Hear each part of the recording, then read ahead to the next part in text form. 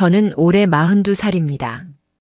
결혼한 지는 11년이 되었고 10살 난 아들이 하나 있습니다. 남편은 잘 나가는 로펌 변호사고 저는 중학교에서 국어를 가르치고 있어요. 겉보기엔 무난한 중산층 가정 같죠. 하지만 그런 모범적인 삶 속에서도 균열은 아주 조용히 생기더라고요. 그리고 그 균열은 항상 아주 사소한 날에 시작됩니다. 남편 생일이었어요. 아이와 함께 작은 케이크를 준비하고 남편이 좋아하는 참치김밥도 직접 말았죠. 초를 켜고 불을 끄며 지우가 아빠 생일 축하해요 하고 외칠 상상을 했습니다. 그런데요, 저녁 7시가 넘었을 무렵 남편에게서 전화가 왔습니다. 나 미안한데 오늘 저녁에 일찍 못 갈 것 같아. 급한 미팅이 잡혀서. 오늘 당신 생일이야. 알지, 그런데 어쩌겠어? 중요한 클라이언트랑 만나는 자리라서. 목소리는 변함없이 차분했습니다. 전화를 끊고 나서도 한참을 멍하니 서 있었어요. 옆에서 지우가 물었죠. 엄마, 아빠 언제 와? 오늘은 좀 늦을 것 같아. 우리끼리 그냥 생일 축하하는 영상 찍어서 보내주자. 케이크에 불을 붙이고 생일 축하 노래를 불렀습니다. 아이와 함께 웃으려 했지만 마음 한쪽은 어쩔 수 없이 텅 비어 있었어요.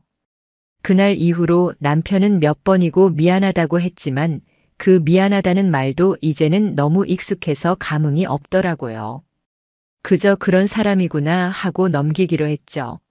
하지만 이상하게 그날 이후부터 마음속에 이상한 울림 같은 게 남아 있었습니다. 며칠 뒤 학교에서 수업 시간 외 활동 관련 회의가 있었어요. 올해부터 국어와 미술 융합 수업을 해보자는 아이디어가 나와서 각 교과별 협업을 위한 첫 회의가 열린 거였죠. 그 자리에서 처음 제대로 대화를 나눈 사람이 있었습니다. 이재훈 선생님, 미술 담당 교사였어요. 우리 잘해봐요. 그는 살짝 웃으며 손을 내밀었습니다. 조용한 인상에 말투도 부드러운 선생님이죠. 그날 회의 후 복도에서 마주쳤는데 이런 말을 했죠. 오늘 회의 때 아이디어 좋았어요. 시랑 그림을 같이 묶는 거 생각보다 멋지더라고요. 그냥 한마디였는데 그 말이 어쩐지 오래도록 귓가에 맴돌았어요. 요즘엔 누구도 제 의견에 그렇게 따뜻하게 반응해주지 않았거든요. 남편은 대화 자체를 피하고 아이와는 매일 반복되는 일상 이야기뿐이었으니까요. 그 이후로 수업 준비를 하다 보면 자연스럽게 마주치는 시간이 늘었습니다. 서로 도와야 할 일도 있었고 같은 학년 담당이라 협업도 많았죠. 그리고 그런 시간들이 아주 작게 제 마음에 흔들림을 주기 시작했습니다. 퇴근길이 늦어진 어느 날 마침 이재훈 선생님도 복도를 나서고 있었습니다. 밖엔 비가 조금씩 내리고 있었어요. 버스를 놓쳤다며 제가 우산을 꺼내려는데 그가 말했죠. 근처에 카페 하나 있어요. 비 좀 피해가죠. 저도 오늘은 좀 천천히 가고 싶네요. 그 말이 참 묘했어요. 천천히 가고 싶다. 그 말에 왜 그렇게 마음이 흔들렸을까요? 카페 안은 조용했습니다. 따뜻한 라떼를 한 모금 마시며 이런저런 이야기를 나눴습니다. 그는 자신의 고등학교 시절 이야기를 하며 웃었고 저는 요즘 아이 키우는 얘기를 꺼냈습니다. 서로 대단한 이야기를 한 건 아니었지만 묘하게 편안했어요. 선생님도 외롭죠? 그가 말끝을 흐리며 던진 그 질문에 전 아무 대답도 하지 못했습니다. 대신 창밖으로 내리는 빗방울만 바라봤죠. 집에 돌아오는 길 괜히 혼잣말처럼 중얼거렸습니다. 아니야, 그냥 대화였을 뿐이야. 그런데 이상하게 발걸음이 가볍지가 않았습니다. 다음 날부터 저는 자꾸 그날의 카페를 떠올리게 되었고 그가 했던 말투, 눈빛, 조용히 웃던 얼굴이 자꾸 맴돌았어요. 그리고 어느 순간부터인가 남편과 마주 앉아 밥을 먹을 때 그 침묵이 더 서늘하게 느껴지기 시작했습니다. 남편은 여전히 바빴고 아들의 숙제도 병원 예약도 학교 알림장도 모두 제 몫이었습니다. 누가 보기엔 평범한 일상일지 몰라도 그 속에서 저는 천천히 무너지고 있었는지도 몰라요. 그날 이후 이재훈 선생과는 자주 마주치게 되었습니다. 그가 먼저 말을 건 것도 아닌데 이상하게 자꾸 교무실 복도에서 눈이 마주치곤 했죠. 그럴 때마다 내 마음속 균열은 조금씩 더 벌어졌습니다. 그날 이후 저는 매일 아침 학교에 도착하면 습관처럼 교무실 복도를 한 번씩 둘러보게 됐어요. 누굴 찾는 건지 왜 그러는 건지 스스로도 알 수 없었지만 어딘가에 이재훈 선생의 그림자라도 보이면 이상하게 마음이 놓였죠. 그 사람과의 거리는 여전히 조심스러웠습니다. 공적인 대화를 나누는 척하면서도 어딘가 모르게 자연스럽게 미묘한 틈이 만들어지고 있었어요. 수업 준비로 늦게까지 남게 된 날이었어요. 국어 시간에 사용할 시와 자료를 정리하느라 교무실에 혼자 남아 있었는데 갑자기 뒤에서 익숙한 목소리가 들렸습니다. 아직 안 가셨어요? 뒤돌아보니 이재훈 선생님이 서 있더라고요. 저도 모르게 웃음이 났습니다. 아, 시와 자료 정리하다 보니까요. 재훈 선생님은요? 그림 도안 스캔하다가 프린터가 먹통이 돼서요. 고장 난 거겠죠, 뭐. 고장 안 난 게 어딨나요? 사람 마음도 그렇고. 그 말에 순간 웃음이 났어요. 그렇게 큰 의미 없이 던진 말이었을 텐데 저는 왜 그 말에 마음이 흔들렸을까요? 밖을 보니 또 비가 내리고 있었어요. 요즘은 왜 이렇게 자주 비가 오는지 모르겠네요. 우산이 없었던 저는 잠시 복도에서 멈춰 섰고 그가 말했죠. 근처에 그 카페 기억나세요? 거기서 비 좀 피하고 갈래요? 머뭇거리다 고개를 끄덕였습니다. 카페에 들어서자 은은한 음악이 흐르고 있었고 창밖으로는 가로등 아래 떨어지는 빗방울이 보였어요. 그는 먼저 자리에 앉으며 말했죠. 선생님, 오늘 얼굴이 좀 피곤해 보이세요. 그런가요? 그냥 요즘 좀 바빠서요. 아이 때문인가요? 아니면 남편분? 그 질문에 순간 멈칫했어요. 그냥 여러 가지요. 그는 대답을 재촉하지 않았습니다. 그 침묵이 오히려 위로가 되더라고요. 그리고 그는 조심스럽게 자신의 이야기를 꺼냈습니다. 저도 예전에 많이 지쳤던 적이 있어요. 미대 강사 준비하면서 잘 안 풀렸을 때. 그때는 누가 고생했어요. 한마디만 해줘도 울컥하더라고요. 그 말에 제 안에 눌러두었던 감정들이 스르르 녹아내렸어요. 나도 그런 말을 듣고 싶었구나. 누군가에게 고생했다는 말, 힘들지 않았냐는 말, 그 단순한 말이 왜 그토록 간절했을까? 김서진 선생님. 그가 제 이름을 불렀습니다. 오늘 그냥 좀 걷고 싶어요. 같이 걸어요. 지금요? 이 비 오는 밤에요? 네. 오히려 좋지 않아요? 비 오는 밤엔 서로 아무 말 안 해도 되는 것 같아요. 그 말을 듣고도 한동안 대답하지 못했어요. 결국 카페를 나와 우산 하나를 같이 쓰고 조용히 걸었습니다. 말없이 걷는 그 길 위에서 저는 이상하게 마음이 편안해졌어요. 비에 젖은 발끝은 차가웠지만 옆에 서 있는 그 온기 덕분에 그 밤은 그리 춥지 않았습니다. 집에 돌아오니 밤 11시가 넘었더라고요. 아이는 이미 자고 있었고 남편은 안방에서 이어폰을 끼고 노트북 화면만 바라보고 있었습니다. 제가 들어왔는지도 눈치채지 못하는 듯 했죠. 조용히 방문을 닫고 부엌에 가서 물 한 잔을 마셨어요. 거울에 비친 제 얼굴을 보니 표정이 예전보다 낯설게 느껴졌습니다. 조금은 미안했고, 조금은 외로웠고, 조금은 이상하게도 설레고 있었습니다. 그날 이후로 저는 점점 그 사람과 말을 많이 하게 됐어요. 학교에서는 여전히 조심했지만 문득문득 시선이 마주치면 웃음이 먼저 나왔고, 그는 언제나 저보다 먼저 제 감정을 눈치채는 사람이었습니다. 오늘 표정 안 좋아요. 무슨 일 있으셨어요? 그 말이 너무 따뜻했어요. 그 따뜻함이 무서웠습니다. 왜냐면 따뜻한 것이 오래 남기 때문이죠. 그 따뜻함을 잊지 못하면 다시 돌아가기 어렵잖아요. 어느 날 남편이 퇴근 후 말없이 소파에 누워 스마트폰만 들여다보고 있을 때 저는 핸드폰을 들고 무심코 메시지를 확인했어요. 그 사람에게서 온 문자 하나. 오늘 힘들진 않았어요? 어제처럼 비 오면 또 같이 걸어요. 그 문자를 보는 순간 저도 모르게 미소가 나왔습니다. 그리고 그런 제 모습을 보고 한순간에 머리가 하얘졌어요. 내가 지금 뭘 하고 있는 거지? 하지만 이상하게 그 문자를 지울 수가 없었습니다. 그 말 한 줄이 지금 나에게 유일한 위로 같았거든요. 남편도 가족도 누구도 하지 않았던 말, 지금 내 마음을 가장 잘 알아주는 그 한 줄.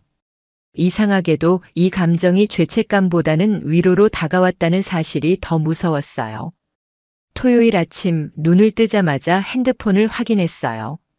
카톡 알림은 하나, 이재훈 선생님이 보낸 짧은 인사였습니다. 잘 주무셨어요?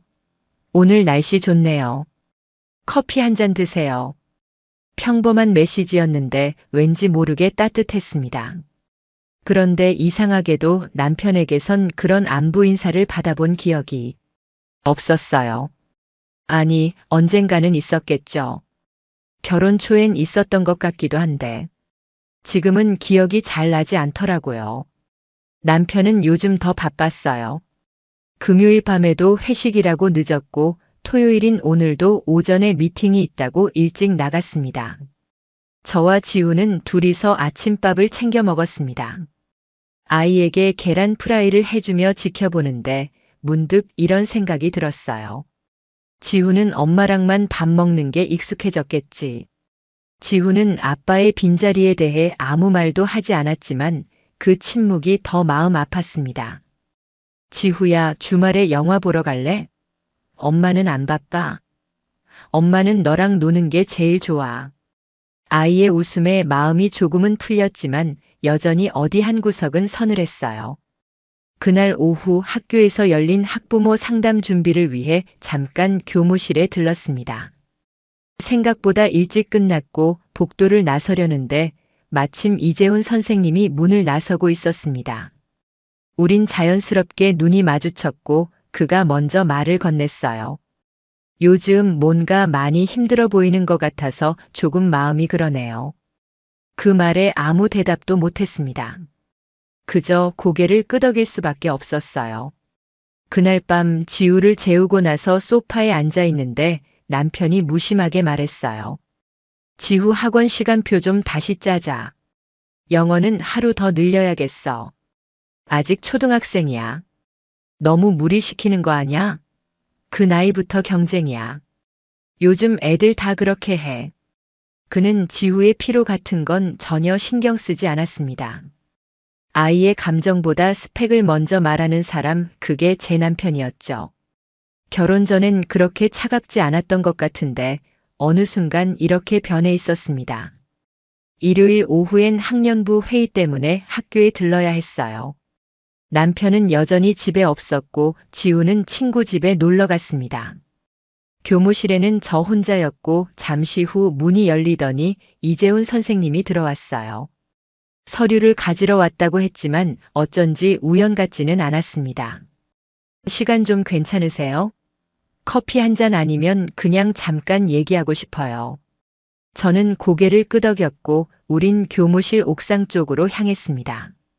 학교 옥상은 생각보다 조용했고 도시의 소음이 멀게 느껴졌습니다. 그는 난간에 팔을 기대고 조용히 말했어요. 어릴 때부터 화가가 되는 게 꿈이었어요.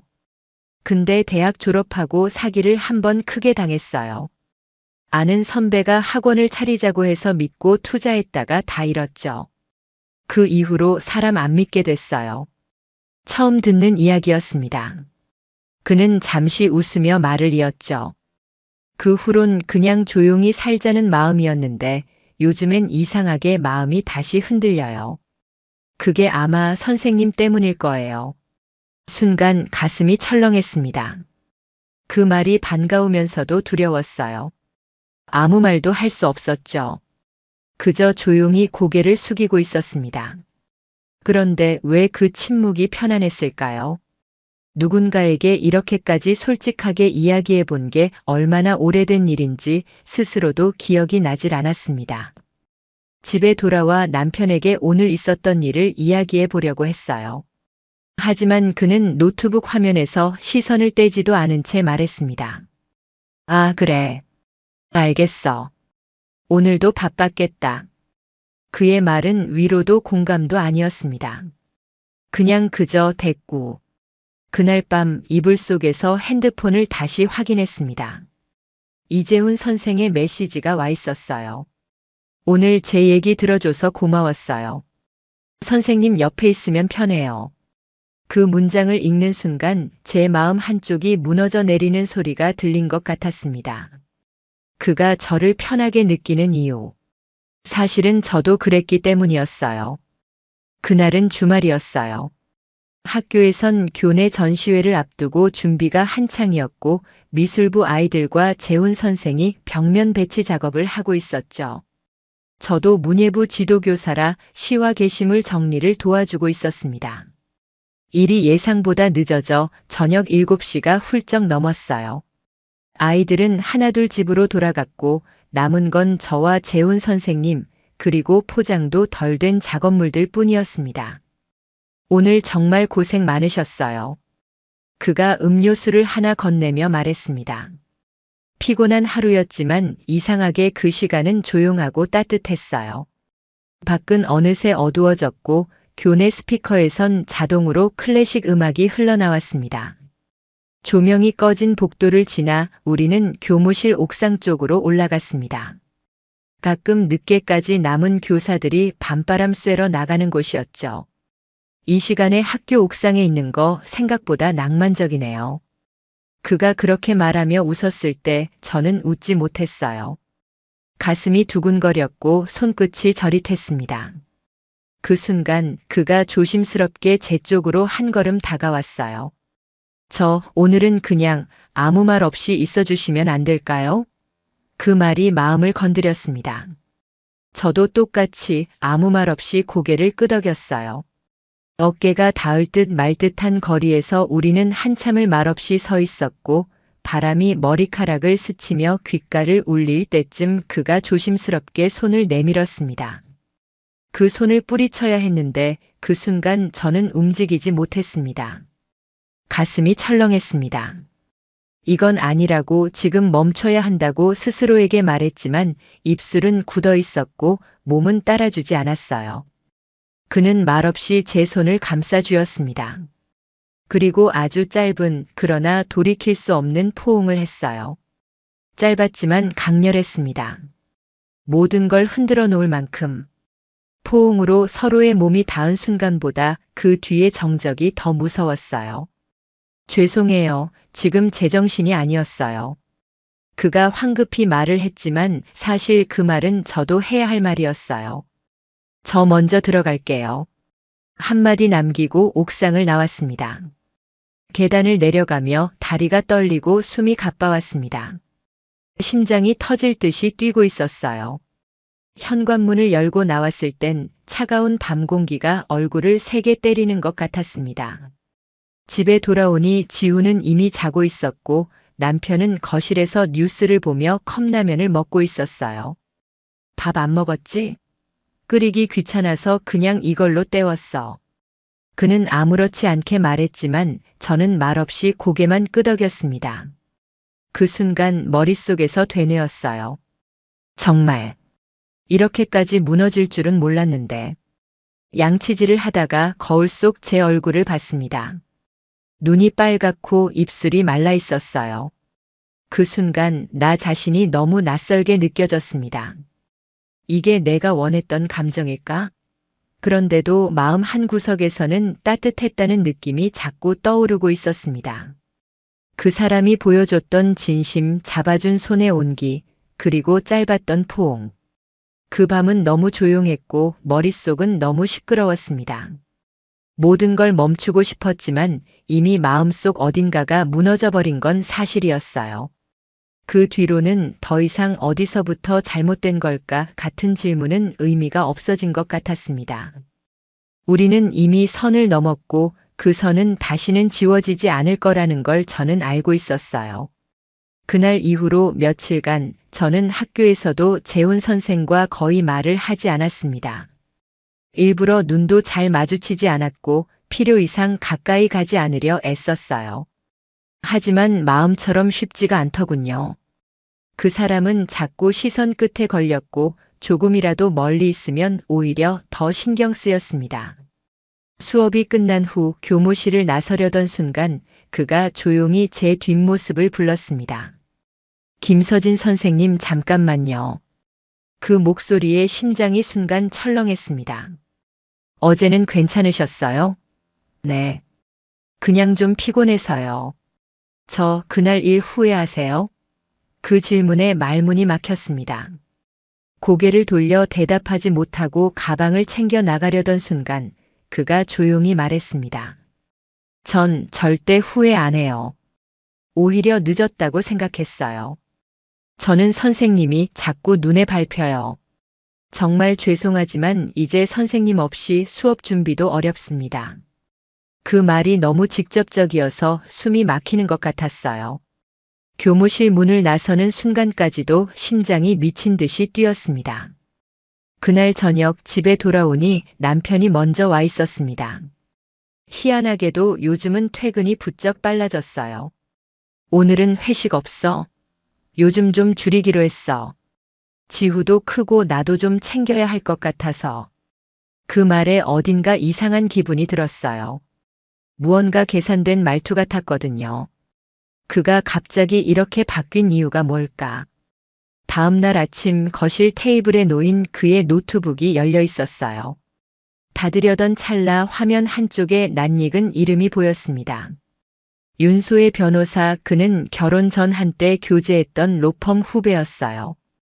제가 아는 바로는 둘은 정리된 사이였습니다. 그런데 이메일이 계속 오고 간 흔적이 있더군요. 내용은 보지 않았지만 순간 등줄기에 차가운 느낌이 들었습니다. 설마 우리 둘 다 서로 모르게 무너지고 있는 걸까? 며칠 뒤 이재훈 선생은 점점 다른 모습을 보이기 시작했습니다. 그의 말투와 행동이 점점 더 집요해졌어요. 선생님, 주말에 전시회 리허설 있잖아요. 같이 준비하죠. 저 혼자 하면 힘들 것 같아서요. 혼자 하셔도 충분히 잘하실 수 있을 거예요. 왜 그렇게 자꾸 피하세요? 그의 눈빛엔 서운함이 섞여 있었고 그 서운함 속엔 분명 기대가 있었습니다. 저는 아무 말도 하지 않았습니다. 말하면 모든 게 무너질 것 같았어요. 그렇다고 지금 상태가 무너지지 않은 건 아니었지만요. 그리고 어느 날 남편이 늦은 밤 조용히 물었습니다. 요즘 좀 피곤해 보여. 학교에서 무슨 일 있어? 아니, 그냥 일이 많아서 그래. 혹시 다른 고민 있는 거야? 그 말투는 어딘가 다정하면서도 너무 의심을 숨기고 있는 듯한 느낌이 들었어요. 없어. 왜 그래 갑자기? 그냥 내가 요즘 너무 달라 보여서. 그 말에 머릿속이 복잡해졌습니다. 남편은 뭘 알고 있는 걸까? 혹시 눈치챘을까? 아니면 그냥 내 마음이 죄책감에 쫓기는 걸까? 그날 밤 침대에 누워 잠들지 못한 채 휴대폰을 손에 들고 있었습니다. 이재훈 선생님에게 연락하고 싶은 마음과 지워버리고 싶은 마음이 동시에 몰려왔어요. 문득 창밖으로 불어오는 바람 소리가 유리창을 흔들고 있었습니다. 그 소리가 깨진 유리잔처럼 들렸습니다. 어디선가 바닥에 떨어진 감정들이 조용히 금이 가고 있는 소리 같았어요. 지금 이 모든 게 그저 피곤해서 그런 걸까? 아니면 진짜 무언가 돌아올 수 없는 선을 넘은 걸까? 그날 아침 남편은 유난히 말이 없었습니다. 출근 준비도 조용히, 표정도 무표정하게 늘 하던 대로 커피 한 잔을 마시고 아무 말 없이 문을 나섰죠. 어쩐지 기분이 이상했습니다. 전날 밤엔 평소보다 더 다정하게 굴었거든요. 지우에게 책도 읽어주고 제 어깨에 손을 올리며 피곤하지? 라고 묻기도 했어요. 그 다정함이 이상하게 낯설었습니다.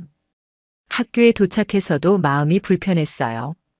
교무실 문을 여는 순간 제자리에 놓인 종이컵에 커피가 담겨 있었어요. 아침엔 따뜻한 게 필요하죠. 옆자리에서 이재훈 선생님이 조용히 말했습니다. 고마워요 라고 말하며 미소 지었지만 그 미소가 마음 깊은 곳에서 올라온 건 아니었습니다. 왜일까요? 그 순간 왠지 모르게 죄책감이 더 짙게 올라왔습니다. 그날 오후 학년부 회의가 끝나고 교무실에 남아 수업 자료를 정리하고 있었습니다. 이재훈 선생님이 조용히 다가와 말했습니다. 선생님, 혹시 오늘 잠깐 시간 괜찮으세요? 무슨 일인데요? 그냥 조금만 같이 있고 싶어서요. 그 말에 잠시 흔들렸지만 죄송해요. 오늘은 먼저 들어가야 할 것 같아요.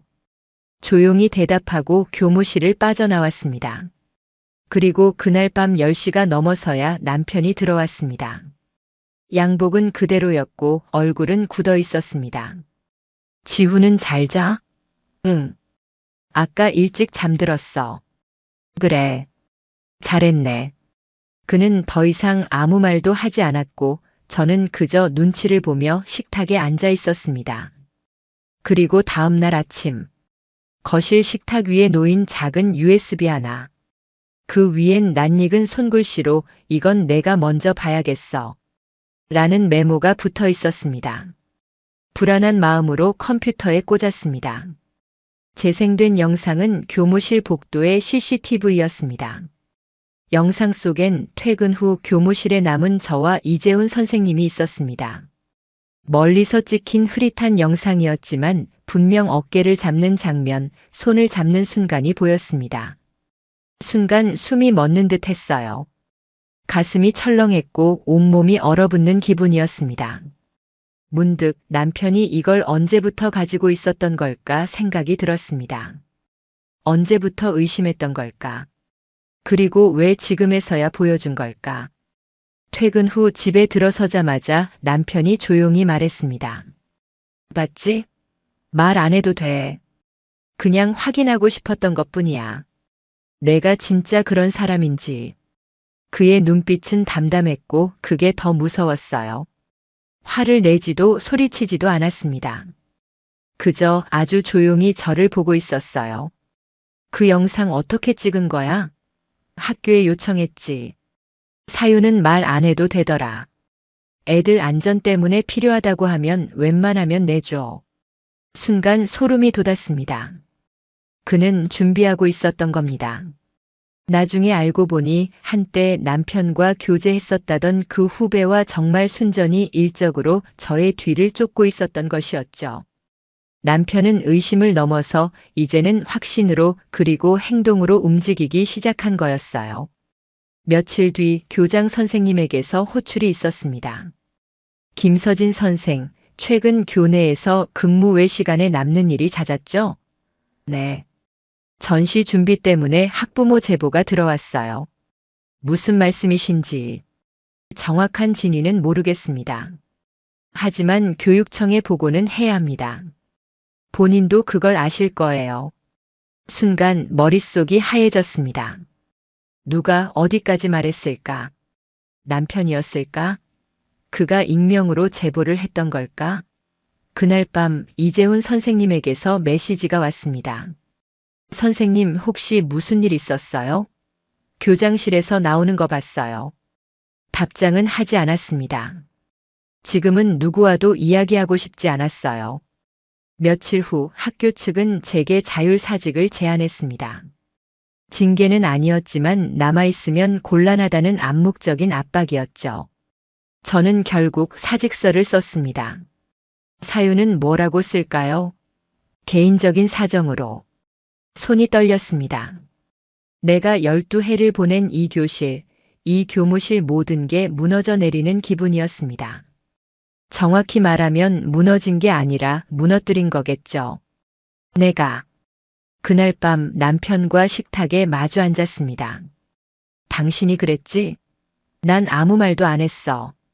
그냥 보여줬을 뿐이야. 다른 사람들도 볼 권리는 있잖아. 그 말이 너무 차가워서 숨이 턱 막혔습니다. 그는 이제 본격적으로 저를 무너뜨릴 준비를 하고 있는 것 같았습니다. 그리고 저는 그가 왜 그토록 조용했는지 비로소 알 것 같았어요. 사직서를 낸 지 일주일쯤 지났을 때 교직원 단톡방에서 제 이름이 빠진 걸 봤어요. 별거 아닌 단톡방일 뿐인데 이상하게 그걸 보자 가슴이 철렁하더라고요. 진짜 끝났구나. 12해를 버틴 자리가 그렇게 쉽게 지워졌습니다. 그 주 내내 집에 있었습니다. 밖에 나갈 이유도 없었고 나가고 싶은 마음도 없었어요.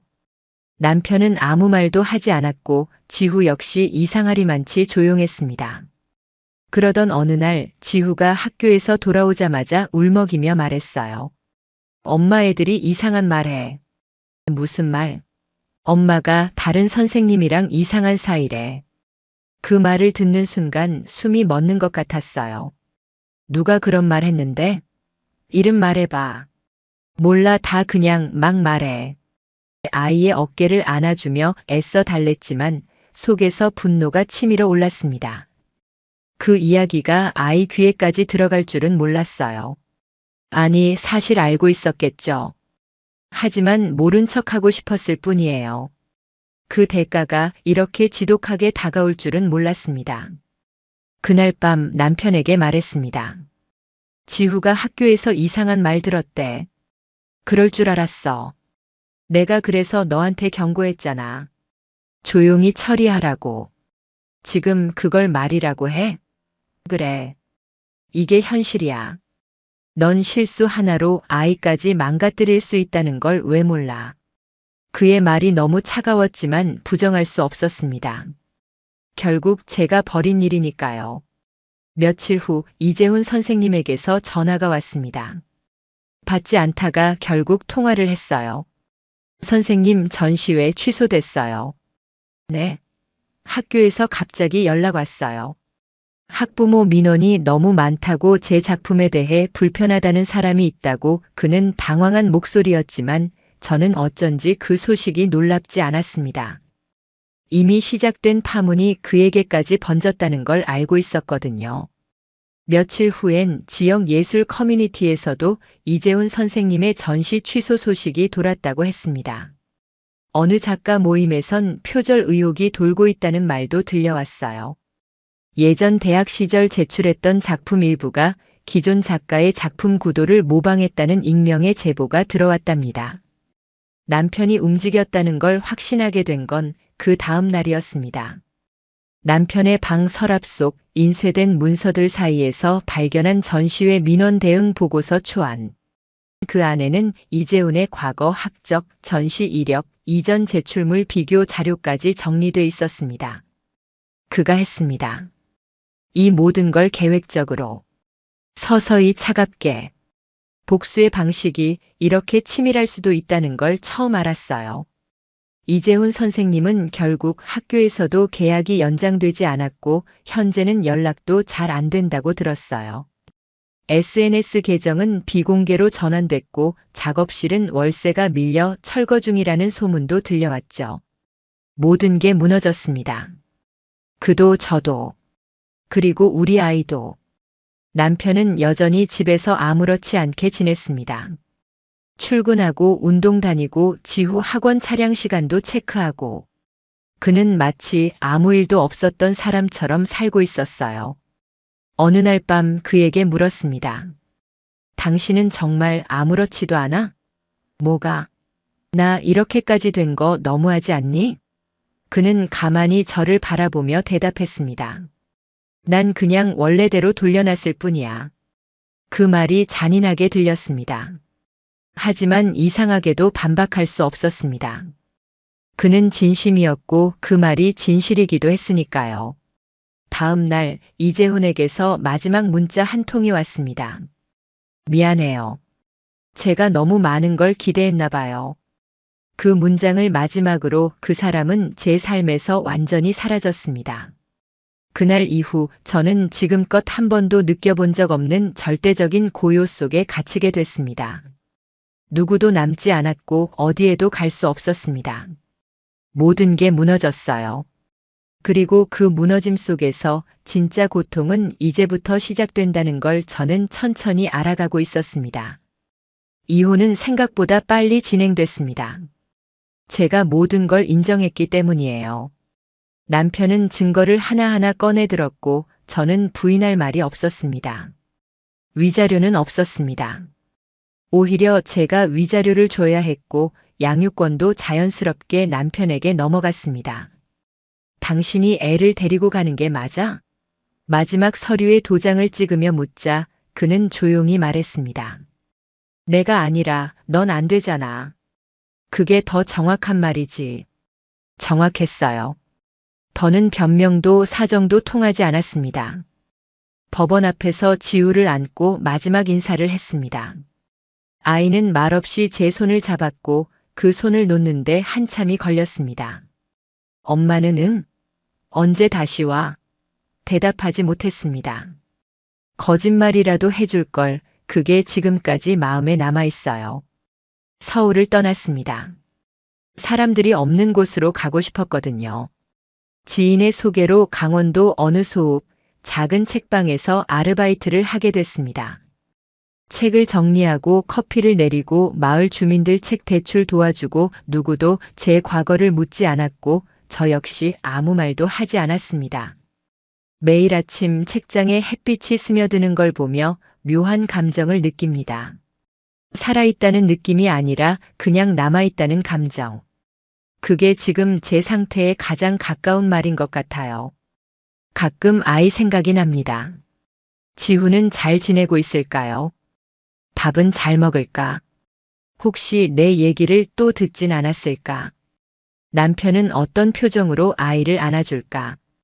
생각이 꼬리에 꼬리를 물고 이어지지만 이제는 어느 순간 끊어내야 한다는 걸 배웠습니다. 더 이상 감정에 젖으면 안 되니까요. 그런 삶을 택한 건 결국 저니까요. 그날 저녁 책방에 혼자 남아 청소를 하던 중 TV에서 예술 관련 다큐멘터리가 흘러나오고 있었습니다. 별 생각 없이 보다 문득 한 장면에서 눈을 떼지 못했습니다. 도심 갤러리, 전시회 풍경, 그리고 그 배경 벽면에 걸려있던 그림 하나. 분명 그 사람의 그림이었습니다. 이재훈. 그의 스타일, 그 구도, 그 색감 아무도 몰라도 저는 알 수 있었어요. 그가 어딘가에서 다시 그림을 그리고 있다는 사실에 묘한 감정이 일었습니다. 안도, 미련, 후회, 그리고 다시는 돌아갈 수 없는 거리감. 하지만 이상하게도 눈물이 나지 않았습니다. 이제는 눈물도 말라버린 건지도 모르겠네요. 책방 창가에 앉아 과거 가족여행 사진을 휴대폰에서 지웠습니다. 바닷가에서 셋이 웃고 있던 사진. 그중 하나 유독 오래 쳐다봤던 사진이 있었어요. 그 사진 뒤편 벽에 분명히 이재훈의 그림이 걸려 있었더군요. 그때는 몰랐던 장면이 이제는 너무 선명하게 보였습니다. 휴대폰 화면을 꺼내며 속으로 이렇게 중얼거렸습니다. 이젠 다 끝났어. 끝났다고 믿기로 했습니다. 사랑도 후회도 모두가 조용히 무너졌습니다. 그리고 남은 건 아무도 모르게 아주 조용히 살아가야 하는 나 하나뿐이었습니다. 아침은 평소처럼 조용히 시작되었다. 겉보기엔 아무 일도 일어나지 않은 평범한 하루였지만 그 속에는 말로 설명할 수 없는 불편한 감정이 조용히 깔려 있었다.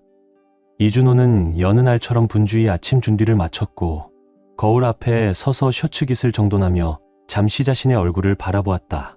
32. 갈색 머리카락 사이로 흰머리가 몇 가닥 보였지만 여전히 그는 단정하고 건강해 보였다. 그는 지금의 삶이 안정적이라 믿고 있었다. 부엌에서는 김민주가 커피를 마시며 휴대폰을 들여다보고 있었다.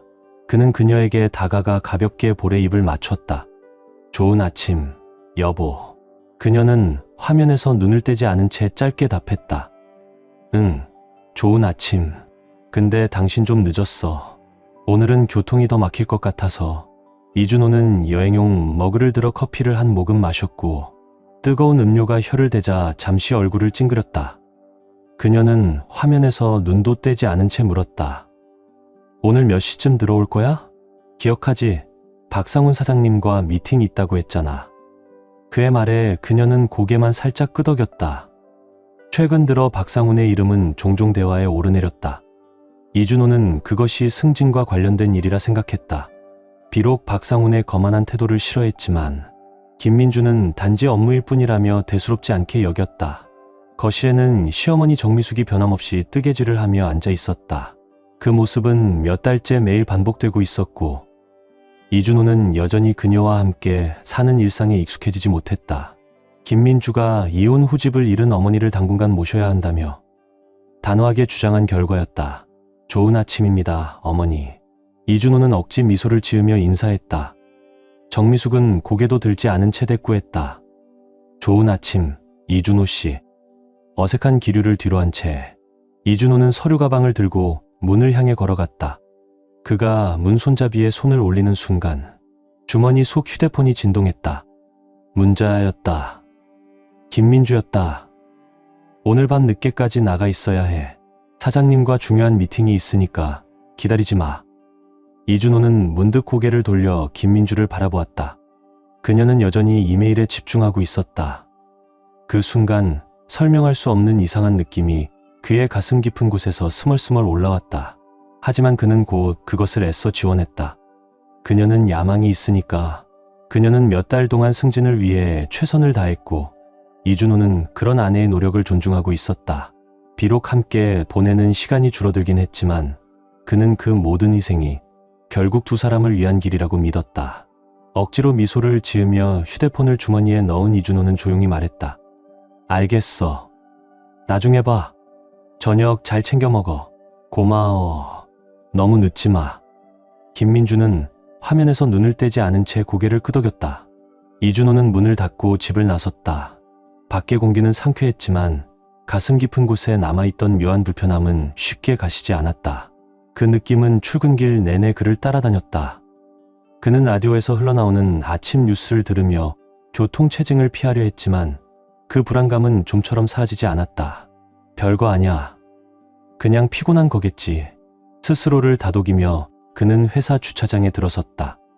하지만 주머니 속 휴대폰이 다시 울리자 불쾌한 기분이 다시 올라왔다. 기다리지 마. 김민주의 문자였다. 예전에도 종종 비슷한 말을 들었지만 이번엔 어딘가 다르게 느껴졌다. 마치 무언가를 피하려는 듯한 설명되지 않은 거리감이 느껴졌다. 그의 하루는 평소처럼 회의와 전화로 가득했다. 일은 잘 풀렸고 동료들의 신뢰도 여전했다. 그러나 마음속 어딘가는 자꾸 집중이 흐트러졌다. 그녀의 저녁이 계속 머릿속을 맴돌았다. 점심시간, 그는 휴게실 한쪽에 앉아 멍하니 휴대폰을 쳐다봤다. 김민주에게 연락을 해볼까 싶었지만 뭔가 망설여졌다. 괜히 의심 많은 남편처럼 보일까 걱정되었다. 그녀는 열심히 일하고 있고 승진이라는 목표를 위해 고군분투하고 있었다. 믿어야 했다. 그렇게 생각하려 했었다. 하지만 마음 한쪽에서 자꾸 의심이 고개를 들었다. 혹시 이 저녁 약속이 단순한 업무는 아닐지도 모른다. 그는 고개를 저으며 생각을 떨쳐냈다. 그런 생각하지 마. 그녀는 내 아내야. 오후 업무를 마치고 노트북을 덮을 즈음 가슴속 불안은 오히려 더 짙어졌다. 휴대폰을 다시 확인했지만 김민주에게서 아무런 연락도 없었다. 하루가 어떻게 지나갔는지 간단한 메시지조차 없었다. 그는 결국 평소보다 조금 일찍 퇴근하기로 했다. 김민주가 박상훈과 저녁을 마치고 돌아오기 전 조용한 집에서 생각을 정리할 시간이 필요하다고 느꼈다. 현관문이 삐걱이며 열리자 익숙한 정적이 그를 맞이했다. 집 안은 이상하리만큼 조용했고 거실에서는 텔레비전 소리만이 희미하게 흘러나왔다. 소파에 앉아있는 정미숙은 드라마에는 관심도 없는 듯 와인잔을 들고 있었다. 어머나, 일찍 왔네. 그녀는 태연하게 말하며 시선을 화면에 고정한 채였다. 이준호는 로브 차림의 그녀와 어수선한 테이블을 훑어보며 대답했다. 응, 그냥 좀 쉬고 싶어서. 그리고 조심스럽게 물었다. 민주는 어디 있어요? 정미숙은 자연스럽게 웃으며 대답했다. 아, 전화 왔어. 오늘 밤은 사촌 집에 간다고 하더라. 그 말에 이준호는 눈을 찡그렸다. 사촌 집? 갑자기 왜? 정미숙은 대수롭지 않다는 듯 손을 흔들었다. 오늘 밤 박상훈 사장님이랑 무슨 재미있는 뭐랄까 축하 파티 그런 걸 한다고 하더라. 그녀는 와인잔을 다시 들고 여유롭게 한 모금 마셨다. 승진 기념이라던데. 뭐 그런 거겠지. 이준호는 말없이 그녀를 바라보다가 입을 열었다. 축하한다고. 뭘 그렇게까지 축하해야 할 일이 있었지. 그의 말에는 의심과 불편함이 묻어 있었지만 최대한 침착하려 애썼다. 정미숙은 눈을 굴리며 한숨을 쉬고는 마침내 그를 똑바로 바라보았다. 아이고, 이준호, 그만 좀 바보처럼 굴어. 박상훈이 김민주한테 관심 있는 건 다들 알잖아. 민주는 그걸 이용해서 밀려나지 않으려고 애쓰는 거고. 이준호는 숨이 조여오는 듯한 감각에 가슴을 움켜쥐었다. 그의 머릿속은 혼란으로 가득 찼고 눈앞의 상황이 점점 믿기 어려워졌다. 도대체 무슨 말씀이세요? 왜 내가 사촌 집으로 간 걸로 돼 있는 거죠? 정미숙은 가볍게 고개를 기울이며 말했다. 민주가 말했지. 오늘 너를 집에 두기엔 좀 그렇다고. 혹시라도 창피한 장면을 보게 되면 서로 곤란하잖아. 이준호의 심장은 점점 빨라지기 시작했다. 속이 뒤틀리는 느낌과 함께 그는 경악을 금치 못했다. 부끄럽다니 그게 무슨 뜻이에요? 내가 그녀의 남편인데 왜 내가 부끄러움의 대상이 되어야 하죠? 정미숙은 가볍게 비웃으며 그를 향해 고개를 돌렸다. 정신 좀 차려, 이준호. 박상우는 몇 주 전부터 민주한테 적극적으로 다가오고 있었어. 그녀는 밀려나지 않으려고 그저 버텨보려는 거야. 그걸 왜 이해 못해? 방 안이 어지럽게 돌아가는 것 같았다. 이준호는 치밀어 오르는 분노에 손을 꽉 움켜쥐었고 한 걸음 앞으로 다가가 낮고 떨리는 목소리로 말했다. 지금 뭐라고 하신 겁니까? 정미숙은 여전히 여유롭게 소파에 기대어 있었다. 그녀는 와인잔을 들고 한 모금 마시더니 믿기 힘든 말을 이어갔다. 민주가 말하더라. 당신은 침대에서 좀 부족하다고. 그리고 태연하게 덧붙였다. 그런 여자는 그런 부분에서도 만족해야 하는 거야. 당신이 이해하긴 어렵겠지만 이준호의 얼굴은 충격으로 경직되었고 손끝이 떨리기 시작했다. 당신은 그녀의 어머니잖아요. 어떻게 그런 말을 할 수 있죠? 그의 목소리는 분노로 갈라졌고 눈동자는 불타오르고 있었다. 정미숙은 고개를 돌리며 냉소적인 표정을 지었다. 그만 좀 과민하게 굴어. 상황이 마음에 들지 않을 수는 있지만 이게 현실이야. 민주는 우리 모두를 위해 최선을 다하고 있어. 넌 그냥 너무 순진한 거야. 그 말에 이준호는 말을 잃었다. 그가 사랑했던 아내, 함께 미래를 그려왔던 그 삶이 그날 그의 눈앞에서 허물어지고 있었다. 그리고 그 배신의 그림자를 어머니가 너무도 자연스럽게 받아들이고 있다는 사실이 그를 더욱 고통스럽게 만들었다. 그는 더 이상 참을 수 없었다. 몸 전체가 떨리며 무언가 안에서 끊어지는 듯한 감각이 몰려왔다. 이준호는 말없이 계단을 올라갔고 옷장 문을 거칠게 열어 슈트케이스를 꺼냈다.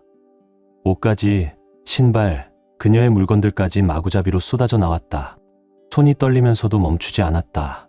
그는 분노에 이끌리듯 짐을 쑤셔 넣고 지퍼를 닫아 무겁게 계단 아래로 끌고 내려왔다.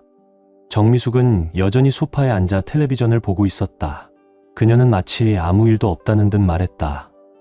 이준호, 진정해. 너무 과장하지 마. 그 말은 더 이상 들리지 않았다. 이준호는 가방을 현관에 거칠게 내던졌고 정미숙을 향해 돌아섰다. 목소리는 분노에 휘감겨 떨리고 있었다. 나가세요. 지금 당장. 정미숙은 눈을 깜빡이며 이준호를 바라보았다. 뭐라고?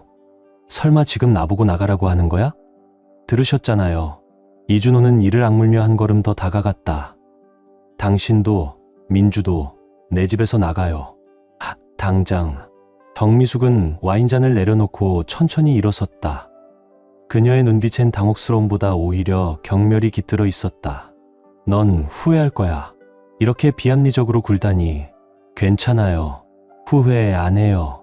정미숙은 한숨을 내쉬며 이준호 곁을 지나 현관 쪽으로 걸어갔다. 민주가 이걸 받아들일 것 같아. 두고 봐. 이준호는 아무 말도 하지 않았다. 이미 그의 마음속 세계는 무너졌고 이제는 잿더미 위에서 다시 시작할 각오뿐이었다. 그 모든 혼란의 뒤엔 고통보다 더 깊은 감정이 천천히 피어오르고 있었다. 복수였다. 그는 현관문 너머로 들려오는 소리에 몸을 굳혔다. 낮고 친밀한 말소리, 익숙한 웃음. 마치 세상엔 그들 둘밖에 없는 것처럼 들렸다.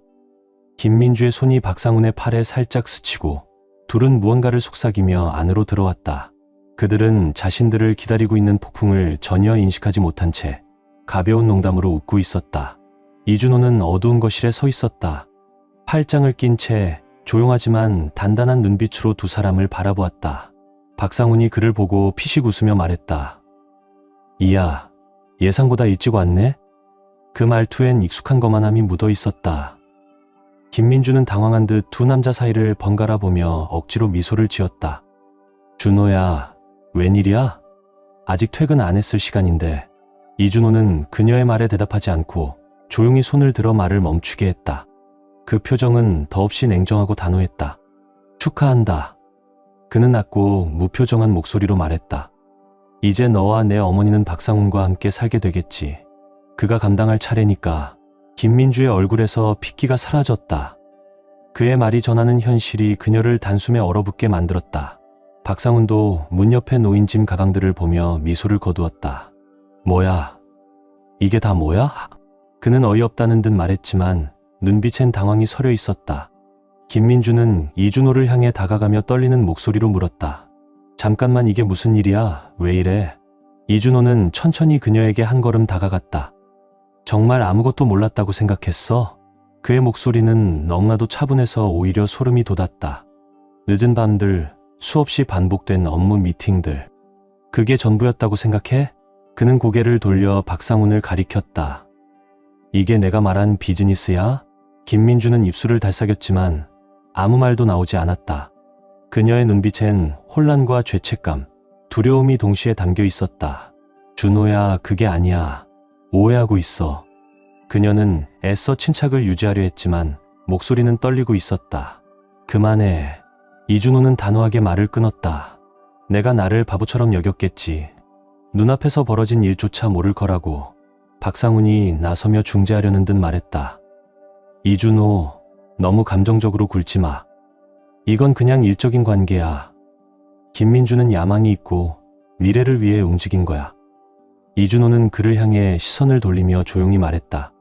그래, 넌 늘 그렇게 말하겠지. 하지만 내 집에서 내 아내와 함께하면서 그걸 일이라고 부른다면 그건 더 이상 일도 관계도 아니야. 그저 파괴야.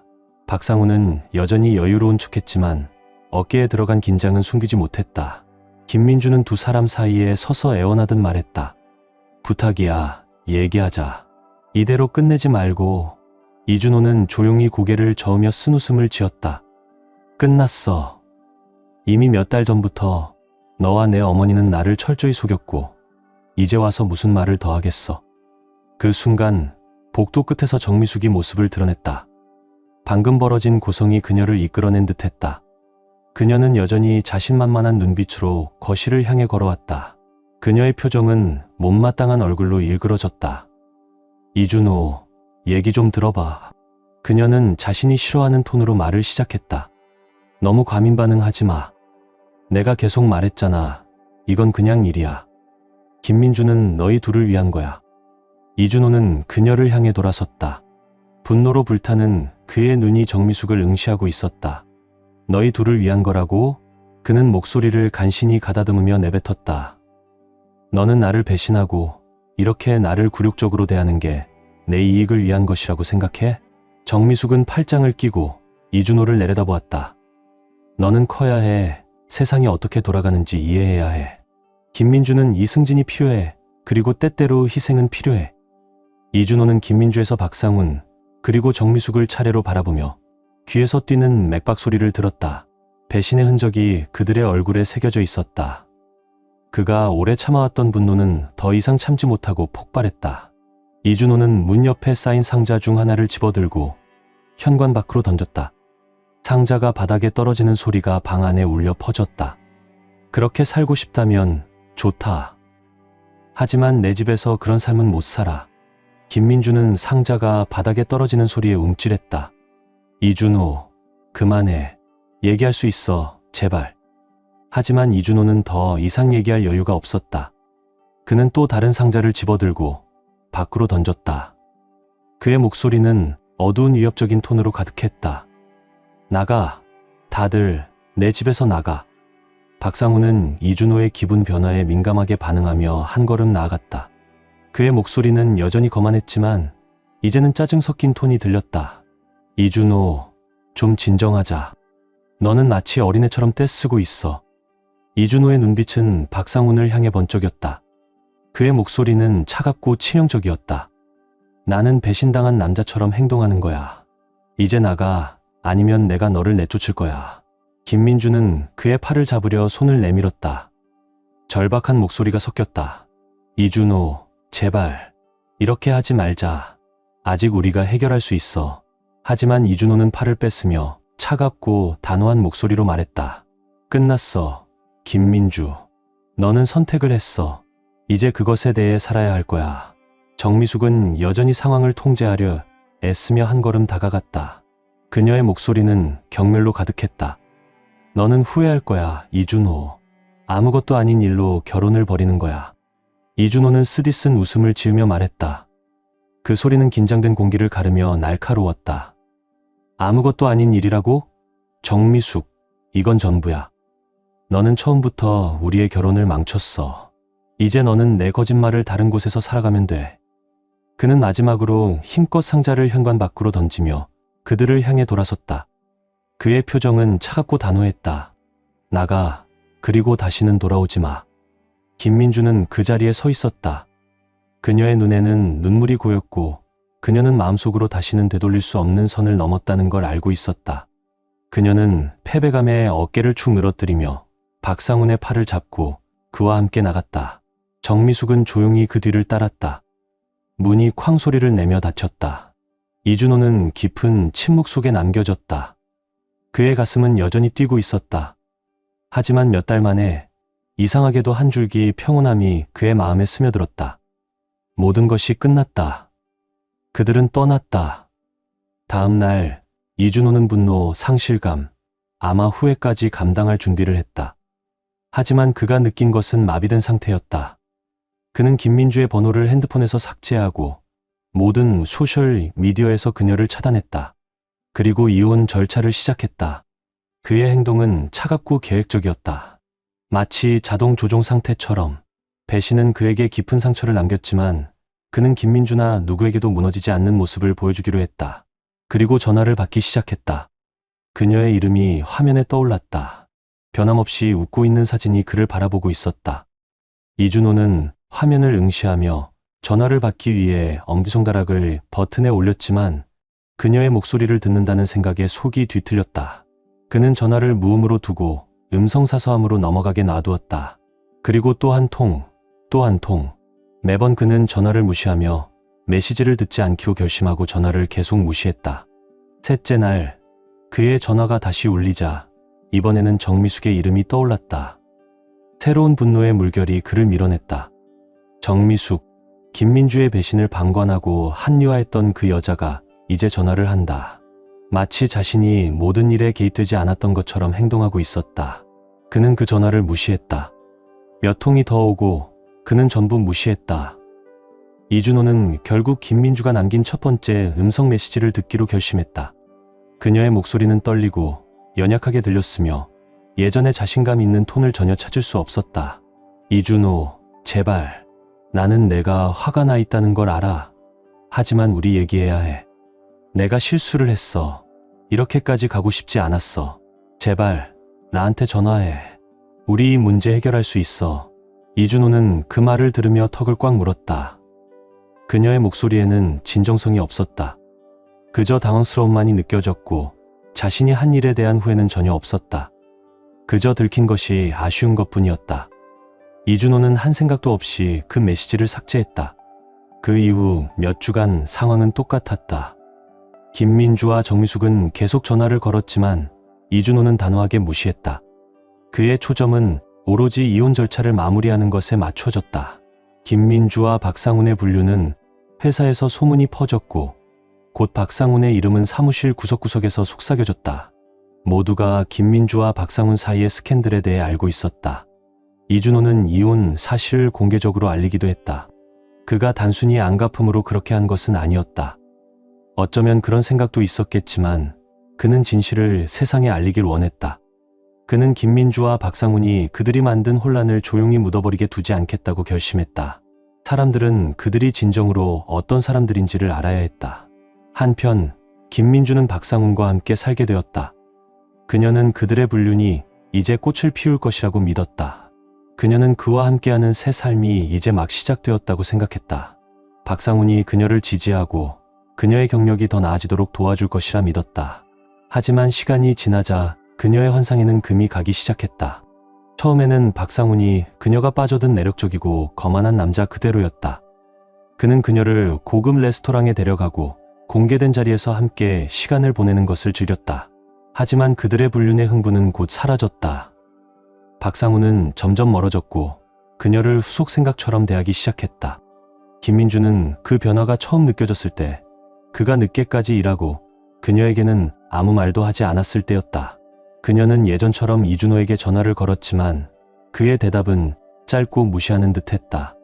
그는 항상 바쁘거나 회의에 잡혀 있다고 했다. 김민주는 뭔가 이상하다는 것을 느꼈지만 그것을 인정하려 하지 않았다. 그녀가 그토록 많은 것을 희생했는데도 이제 와서 인정하기 싫었다. 결국 무시당하는 것에 지친 김민주는 박상훈을 사무실에서 깜짝 방문하기로 결심했다. 그들의 불륜이 시작된 그 불꽃을 되살리고 싶었기 때문이다. 하지만 그녀가 사무실에 들어갔을 때 박상훈은 더 젊고 매력적인 조수와 함께 있었다. 두 사람은 그의 책상에서 웃으며 대화하고 있었다. 박상훈이 그녀를 바라본 표정은 죄책감이 없었다. 그저 짜증 섞인 표정으로 마치 사소한 일을 방해한 것처럼 보였다. 김민주. 박상훈은 책상에서 거의 눈을 떼지 않은 채 말했다. 여기 왜 왔어? 김민주의 가슴은 빠르게 뛰었다. 그녀는 누구야? 무슨 일이야? 박상훈은 의자에 기대며 지친 한숨을 내쉬었다. 일하고 있어. 김민주. 이런 일에 시간을 낭비할 여유 없어. 김민주는 조수를 향해 손짓하며 말했다. 무슨 일이야? 박상훈은 그녀를 무시하듯 손을 흔들었다. 우리는 끝났어, 김민주. 나는 이미 다른 사람을 찾았어. 김민주의 세상이 무너지는 듯했다. 나를 떠난다고? 박상훈은 일어설 생각도 하지 않았다. 그는 어깨를 으쓱하며 말했다. 지루했어. 내가 뭘 기대했어. 우리는 재미있게 놀았지만 이제 끝났어. 이런 일이 일어날 걸 예상하지 않았어야 했어. 김민주의 눈에는 눈물이 고였다. 그녀는 그의 얼굴을 바라보며 목소리는 거의 속삭이듯 말했다. 하지만 내가 약속했잖아. 나는 그랬다고 생각했어. 박상훈은 그녀의 말을 끊었다. 그의 목소리는 날카로웠다. 나는 너에게 아무것도 약속한 적 없어. 이제 내 사무실에서 나가, 김민주. 너는 그냥 소란을 피우고 있어. 김민주는 그 자리에 서서 창피함을 느끼며 박상훈의 책상 뒤에서 조수가 비웃고 있는 것을 보았다. 그녀는 아무 말도 없이 돌아서서 사무실을 나갔다. 그녀의 마음은 혼란스러웠다. 그녀는 자신의 결혼을 망치고 모든 것을 이 남자를 위해 희생했지만 결국 아무것도 남지 않은 채 버려졌다. 아무것도. 며칠 후 박상훈의 사무실에서 공식적인 통보가 왔다. 그녀는 해고당했다. 설명도 사과도 없었다.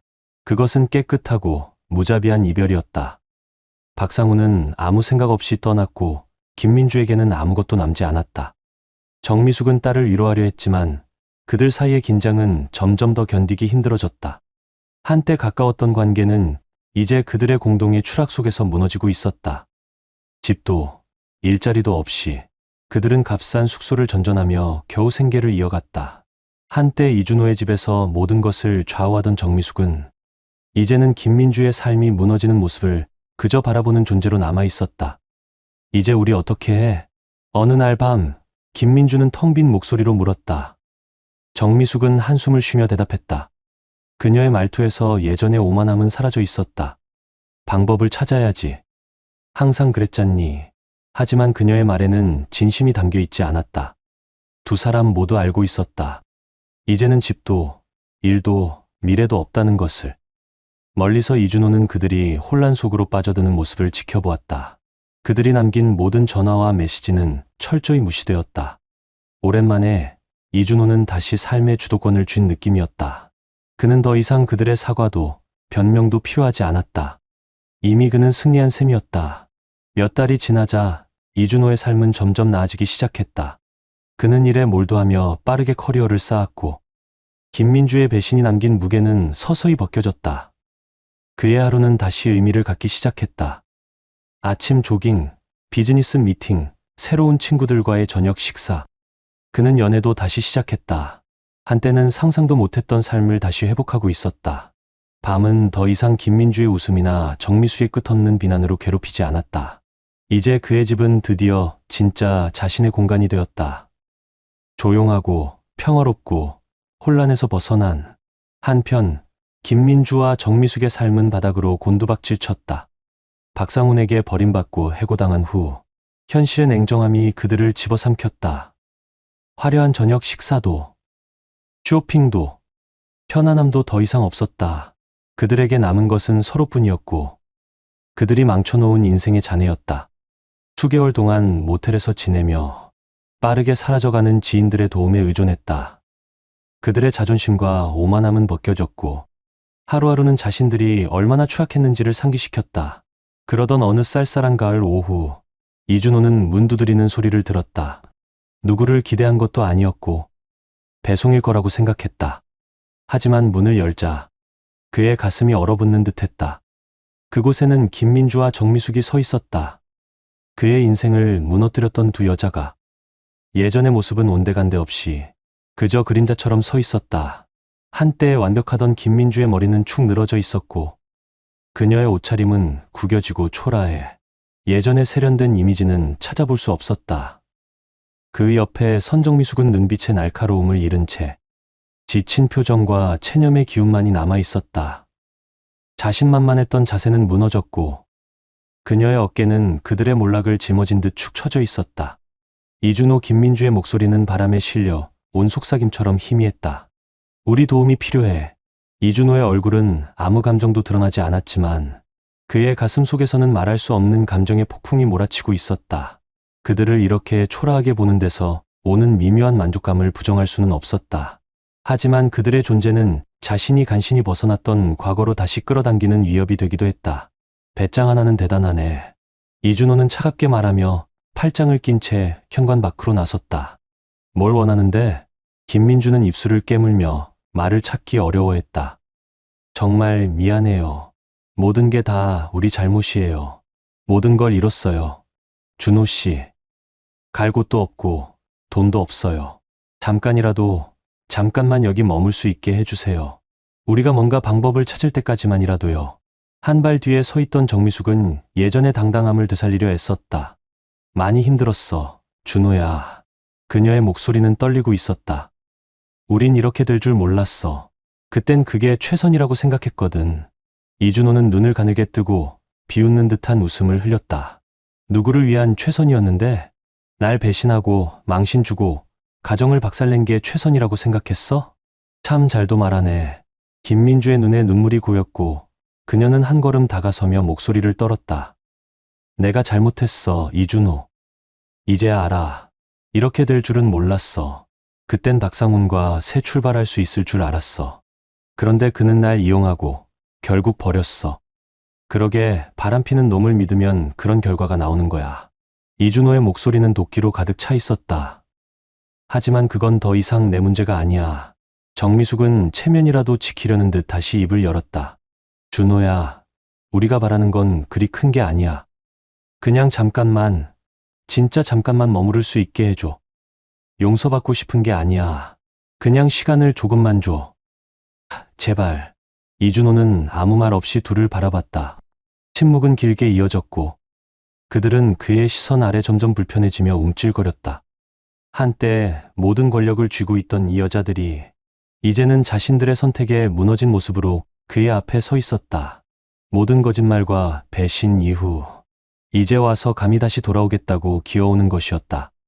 이준호는 천천히 고개를 저으며 입꼬리를 씁쓸하게 올렸다. 정말 내가 그 정도로 바보처럼 보이냐? 이 모든 일이 있고도 그냥 아무 일도 없었던 것처럼 다시 받아주길 바라는 거야? 김민주는 울음을 참지 못하고 소리를 냈다. 양손을 꼭 모으며 간절히 애원했다. 준호야, 제발. 이제 정말 방법이 없어. 우린 진심으로 부탁하는 거야. 이준호는 그녀 앞으로 바짝 다가섰다. 얼굴이 코앞까지 다가왔고 목소리는 낮고 차가웠다. 그런 건 사장님하고 잤을 때 생각했어야지. 너한텐 내가 부족하다고 어머니가 속삭일 때 그 결과도 고려했어야 했고. 정미숙이 무언가 말하려고 입을 열었지만 이준호는 냉랭한 눈빛으로 그녀를 가로막았다. 시작도 하지 마. 너도 똑같이 책임이 있어. 아니, 너는 더 최악이야. 거짓말을 주입하고 그녀를 그 길로 몰아넣고 들키지 않을 거라 생각했잖아. 이준호의 말이 공기 속에 남겨진 채 정미숙은 입을 굳게 다물었고 얼굴이 창백해졌다. 이준호는 자세를 곧게 세우고 깊이 숨을 내쉰 뒤 마지막 말을 던졌다. 두 사람 다 지금 당장 나가. 내 재산에서 떠나. 안 나가면 경찰 부를 거야. 김민주는 충격에 눈을 크게 뜨고 숨을 들이켰다. 이준호, 제발. 우리 갈 곳이 없어. 그건 내 문제가 아니야. 이준호의 목소리는 차분했지만 단호했다. 너희가 선택한 길이야. 이제 그 결과를 감당해. 잠시 동안 정미숙의 얼굴에 분노가 스쳤지만 그녀는 그 감정을 삼켰다. 이제 그들에겐 어떤 힘도 없었고 완전히 이준호의 자비에 달려 있었다. 그리고 그 자비는 더 이상 남아있지 않았다. 김민주는 어깨를 떨구었다. 그녀의 흐느낌은 점점 잦아들었고 현실이 그녀를 짓눌렀다. 용서도 두 번째 기회도 없었다. 그녀는 천천히 돌아서서 걸음을 옮겼다. 정미숙도 조용히 그 뒤를 따랐다. 이준호는 가만히 서서 그들이 거리 저편으로 사라지는 모습을 지켜보았다. 차가운 바람에 몸을 웅크린 두 사람을 보며 그는 아무 감정도 느끼지 못했다. 동정도 후회도 없었다. 자신을 파괴하려 했던 자들이 마침내 자신의 선택에 대한 대가를 치르고 있을 뿐이었다. 문이 닫히는 소리가 등 뒤로 울렸을 때 이준호는 오랜만에 느껴보는 감정에 휩싸였다. 평온, 그것은 단순히 다시 삶을 통제하게 된 데서 오는 일시적인 해방감이 아니었다. 더 깊고 지속적인 평화였다. 그는 마침내 인생의 그 장을 완전히 닫은 것이었다. 몇 달이 지나 어느새 1년이 되었고 이준호는 새로운 아파트에서 살고 있었다. 넓은 창문 옆에 서서 도시 전경을 내려다보았다. 해가 수평선 너머로 천천히 지고 있었고 거리는 따뜻한 빛으로 물들어갔다. 그는 창밖을 바라보며 자신이 얼마나 멀리 왔는지를 되새겼다. 한때 그의 삶을 휩쓸던 폭풍은 지나갔고 그 뒤엔 명확함과 고요함이 남아 있었다. 문을 두드리는 소리에 그의 생각이 멈췄다. 돌아서자 새 연인 소은과 와인 두 잔을 들고 들어왔다. 소은은 모든 면에서 김민주와는 달랐다. 상냥하고 진심이 있었으며 늘 그를 존중해 주었다. 그녀와 함께일 땐 어떤 것도 의심할 필요가 없었다. 숨겨진 의도도 비밀도 없었다. 오직 사랑과 신뢰만이 있었다. 시간이 지나며 이준호는 조금씩 자신을 회복해 나갔다. 이혼 절차가 마무리된 뒤 그는 일과 취미에 집중했고 어느 날 우연히 소개받은 사람과 차 한 잔을 나누게 되었다. 이름은 한소은. 조용하고 따뜻한 사람이었다. 그녀는 말보다 경청을 잘했고 이준호의 상처에 대해 판단하지 않았다. 처음엔 어색했지만 시간이 지날수록 그녀와의 대화는 이준호의 굳어있던 마음을 조금씩 녹여주었다. 그렇게 두 사람은 천천히 그러나 자연스럽게 가까워졌다. 이준호에게 한소은은 과거와 단절된 새로운 시작이었다. 믿음과 따뜻함, 그가 오랫동안 잊고 지냈던 감정들이 그녀와 함께하면서 다시 피어나기 시작했다. 또 깊은 생각에 빠졌네? 그녀는 장난스럽게 웃으며 와인 잔을 건넸다. 이준호는 머리를 흔들며 웃었다. 그냥 얼마나 많은 게 변했는지 생각하고 있었어. 그녀는 그에게 기대어 머리를 그의 어깨에 올렸다. 좋은 쪽으로 변했기를 바래. 최고로 변했지. 이준호는 미소 지으며 대답했다. 와인을 한 모금 마시고 그녀를 바라보며 자신의 삶에 다시 따뜻함과 안정감을 가져다 준 것에 감사했다. 그레이스는 무너진 삶을 다시 세우는데 늘 곁에서 그를 이끌어준 존재였다. 이준호는 단지 살아남은 것이 아니었다. 그는 성장했다. 두 사람은 조용히 서서 평화로운 저녁 시간을 즐기고 있었다. 한때 이준호가 다시는 경험하지 못할 거라 생각했던 평화였다. 김민주의 배신은 여전히 그의 기억 어딘가에 남아 있었지만 이제 그것은 더 이상 그를 얽매지 않았다. 시간과 한소은의 사랑이 그 상처를 치유했고 그 자리를 자신감과 안정감이 대신했다. 1년 전만 해도 이준호는 자신이 이 자리에 있을 거라고 상상하지 못했다. 감정적으로나 현실적으로나 한때 분노와 상처로 가득했던 그는 사라지고 그 자리에 새 삶을 다시 세운 사람이 서 있었다. 고통을 견딘 만큼 더 강해진 사람이었다. 물론 그를 배신했던 사람들의 몰락을 지켜보며 약간의 만족을 느낀 것도 사실이었다. 그는 김민주와 정미숙의 삶을 일부러 쫓아다니지는 않았지만 지인들의 입을 통해 간간히 소식을 듣곤 했다. 그들의 추락은 빠르고도 참혹했다. 이준호가 두 사람을 집에서 내쫓은 이후 박상훈의 지원 없이 살아가는 것은 생각보다 훨씬 힘들었다. 김민주의 커리어는 급격히 무너졌고 이혼 이후 그녀의 불륜 소문은 빠르게 퍼졌다. 명예는 땅에 떨어졌고 어느 회사도 스캔들에 휘말린 사람을 채용하려 하지 않았다. 정미숙의 간섭은 사태를 더욱 악화시켰다. 두 사람은 값싼 모텔을 전전하며 제대로 직장을 유지하지도 못한 채 스스로 만든 혼란 속에 빠져 있었다. 정미숙의 자부심과 고집은 그나마 남아있던 친구들의 손길마저 멀어지게 만들었고 결국 두 사람 곁에는 서로밖에 남지 않았다. 하지만 한때 단단했던 그 유대감조차 잘못된 선택들이 남긴 무게에 눌려 서서히 금이 가기 시작했다. 이준호는 지인들을 통해 김민주와 정미숙의 관계가 파탄 지경이라는 말을 들었다. 끝없는 말다툼, 책임 떠넘기기. 김민주는 어머니가 자신을 불륜으로 몰았다고 원망했고 정미숙은 딸이 나약해서 모든 기회를 날려버렸다고 비난했다. 이준호는 그들의 고통을 즐기지는 않았지만 그들이 자신들의 선택에 대한 대가를 치르고 있다는 사실에 어느 정도의 만족은 느꼈다. 거짓과 배신 위에 쌓은 삶이 결국 어디로 이어지는지를 그들은 스스로 증명해냈던 것이다. 준호 씨. 한소은의 목소리가 그의 생각을 끊어냈다. 그녀는 부드러운 미소를 지으며 그를 올려다보았다. 괜찮아요? 이준호는 고개를 끄덕이며 와인잔을 테이블에 내려놓았다.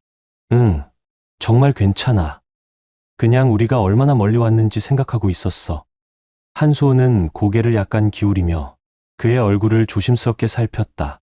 혹시 김민주와 있었던 일들 생각한 거예요?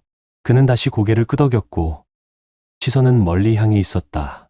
한동안은 절대 벗어날 수 없을 거라고 생각했어. 그 상처를 평생 안고 살아야 할 줄 알았지. 그의 말은 그 순간에서 사라지듯 흐려졌다. 한소은이 그의 말을 대신 이어주었다. 그녀의 목소리는 조용하지만 확신에 차 있었다. 하지만 이제는 자유롭잖아요. 그 과거를 내려놓았어요. 그래. 이준호는 그녀의 허리를 감싸며 말했다. 이제 정말 끝이야. 그리고 그것은 정말 오랜 시간 동안 처음으로 진심으로 맞이한 끝이었다. 그는 자신만의 길을 선택했고 누구도 그것을 빼앗을 수 없었다. 그날 밤 늦게 한소은이 잠든 뒤 이준호는 창가에 앉아 빛나는 도시의 불빛을 바라보았다. 그의 생각은 과거의 자신에게로 향했다. 한때 사랑이라 믿었던 여자에게 이용당하고 존중받지 못하고 순간의 유혹 때문에 모든 것을 내던졌던 삶. 하지만 그는 더 이상 그런 사람이 아니었다. 이제 그는 더 나아졌고 더 강해졌다. 김민주와 정미숙은 여전히 어딘가에서 힘들게 살아가고 있을지도 모르지만 이준호에게 그것은 더 이상 중요하지 않았다. 그들에겐 그들만의 선택이 있었고 이준호는 자신의 선택을 했다. 그는 앞으로 나아가기로, 다시 일어서기로, 진짜 삶을 살기로 결심했다. 그들은 전혀 다른 길을 택했을 뿐이었다. 멀리 깜빡이는 도시 불빛을 바라보며 이준호는 조용히 미소 지었다. 그의 인생에서 그 장은 마침내 완전히 닫혔다. 잠가버렸고 다시는 열지 않을 것이다. 그 생각과 함께 이준호는 창에서 돌아섰다. 그리고 자신이 다시 쌓아 올린 삶을 온전히 받아들일 준비가 되어 있었다. 사랑과 존중, 그리고 마침내 평화로 가득한 삶을. 그는 자신만의 길을 선택했고 누구도 그것을 빼앗을 수 없었다. 그날 밤 늦게 한소은이 잠든 뒤 이준호는 창가에 앉아 빛나는 도시의 불빛을 바라보았다. 그의 생각은 과거의 자신에게로 향했다. 한때 사랑이라 믿었던 여자에게 이용당하고 존중받지 못하고 순간의 유혹 때문에 모든 것을 내던졌던 삶. 하지만 그는 더 이상 그런 사람이 아니었다. 이제 그는 더 나아졌고 더 강해졌다. 김민주와 정미숙은 여전히 어딘가에서 힘들게 살아가고 있을지도 모르지만 이준호에게 그것은 더 이상 중요하지 않았다. 그들에겐 그들만의 선택이 있었고 이준호는 자신의 선택을 했다. 그는 앞으로 나아가기로, 다시 일어서기로, 진짜 삶을 살기로 결심했다. 그들은 전혀 다른 길을 택했을 뿐이었다. 멀리 깜빡이는 도시 불빛을 바라보며 이준호는 조용히 미소 지었다. 그의 인생에서 그 장은 마침내 완전히 닫혔다. 잠가버렸고 다시는 열지 않을 것이다. 그 생각과 함께 이준호는 창에서 돌아섰다. 그리고 자신이 다시 쌓아 올린 삶을 온전히 받아들일 준비가 되어 있었다. 사랑과 존중, 그리고 마침내 평화로 가득한 삶을. 결국 이준호는 상처 속에서 다시 일어섰고 진짜 사랑과 평화를 찾았다. 배신은 아프지만 그 아픔이 사람을 더 단단하게 만든다. 누구에게도 무너진 채 남겨지지 말 것. 자신의 가치를 지키며 앞으로 나아가는 것. 그게 진짜 해피엔딩이었다. 끝까지 함께해 주셔서 진심으로 감사합니다. 공감하셨다면 구독과 좋아요로 마음을 나눠주세요. 그리고 응원의 댓글을 남겨주시면 더 좋은 영상을 만들 수 있는 힘이 됩니다. 그럼 다음 영상에서 다시 만나 뵙겠습니다.